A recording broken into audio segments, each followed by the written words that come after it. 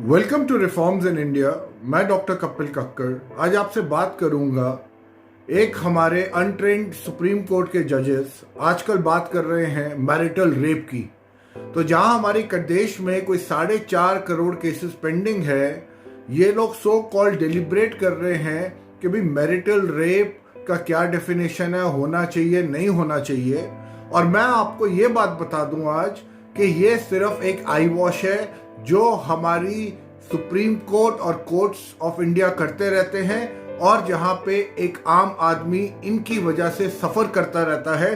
तभी मैंने शुरू में कहा कि ये अनट्रेंड भी हैं और इनसेंसिटिव इसलिए हैं क्योंकि इनके अंदर किसी तरीके का एक सॉफ्ट कॉर्नर इस देश की जनता के लिए नहीं है कि अगर हम गलत जजमेंट देते हैं या अगर हम गलत ऑर्डर देते हैं उसका एक आम आदमी पे क्या लॉन्ग टर्म इम्पैक्ट पड़ता है।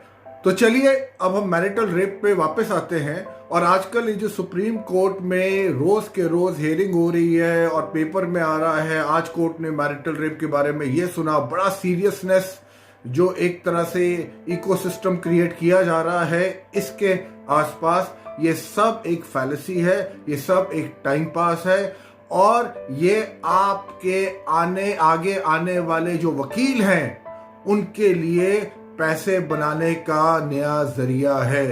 और मैं आपको बताऊंगा ये पैसे बनाने का नया जरिया आपके वकीलों के लिए क्यों है और जुडिशरी में केसेस कैसे फाइल होंगे और उसका खामियाजा एक आम आदमी को भरना पड़ेगा। अब आप देखिए, मैरिटल रेप का ये बेसिकली मतलब कहते हैं कि अगर एक हस्बैंड ने वाइफ को रेप किया। अब सबसे पहली बात ये है कि एक हस्बैंड ने वाइफ को रेप किया, उसका क्या एविडेंस है, क्योंकि दे आर टुगेदर। और जब आप सेक्स की भी बात करते हैं, it is about emotional connect also between spouses. अब ये कहते हैं कि भाई आपको कंसेंट लेना पड़ेगा। अरे भाई, when you are already having sex और you are about to have sex और वॉट एवर इट इज, अगर कंसेंट लेना पड़ेगा सेक्स का, कल को कहेंगे अगर इस बॉडी पार्ट पे टच करना है तो उसका आपने कंसेंट लिया था, इस बॉडी पार्ट पे टच करना है आपने उसका कंसेंट लिया था, आपने वहां पे छुआ उसका आपने कंसेंट लिया था। तो ये आप कहां तक कंसेंट लेते रहेंगे? और अगर आप कंसेंट ही लेते रहेंगे तो आप कहां से वो सेक्स जैसी चीज को एंजॉय करेंगे? और हाँ, पेनफुल नहीं होना चाहिए, वो अलग बात है, उसके मैं बाद में करूंगा।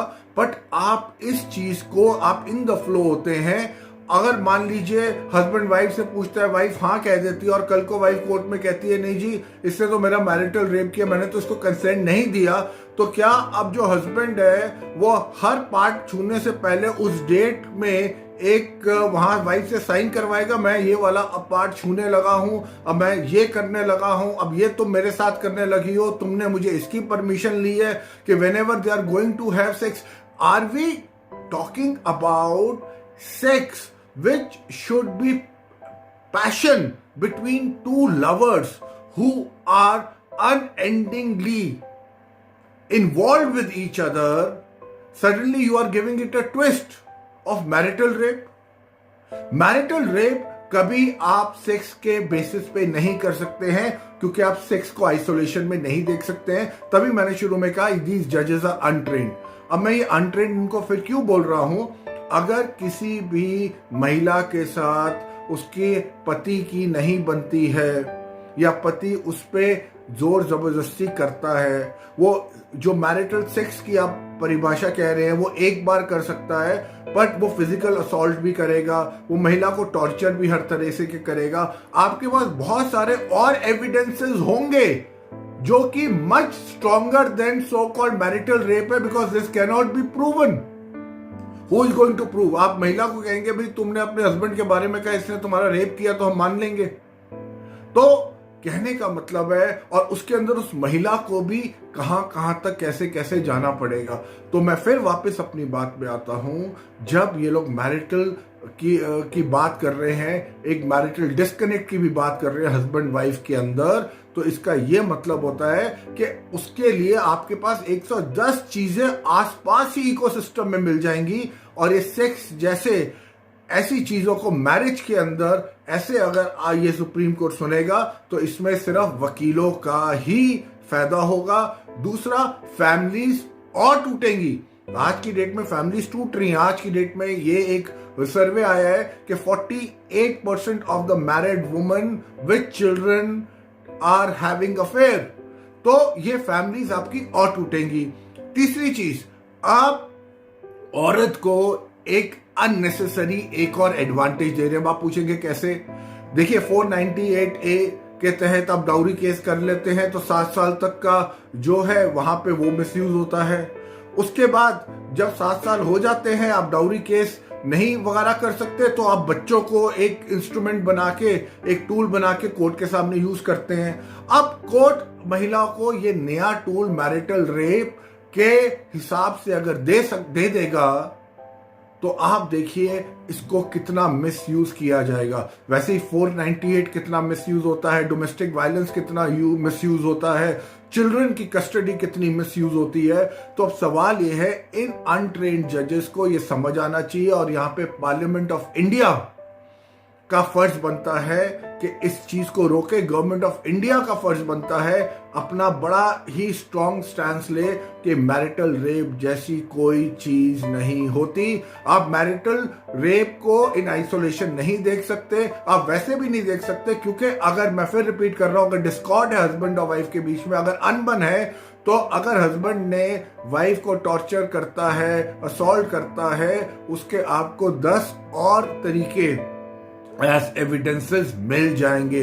तो सुप्रीम कोर्ट ऑफ इंडिया, आप ये सब जो नए क्रिएट धंधे कर रहे हैं पूरे सिस्टम में, जिससे वकीलों का फायदा हो, क्योंकि होगा तो वकीलों का फायदा, because it's a business, it's a dhanda, it's a business. Tomorrow the same lawyer is going to go and tell that lady, okay, you don't worry, पहले कहते थे तो पुलिस कंप्लेंट करो, या पहले कहते थे तो पुलिस के पास जाओ, और पुलिस के पास जाते जाते टाइम अपना हाथ थोड़ा सा काट लेना और कह देना ये हस्बैंड ने किया है। अब वो कहेंगे अब तो और अच्छा वेपन मिल गया कि भी मैरिटल रेप कर दो का इल्जाम हस्बैंड पे लगा दो।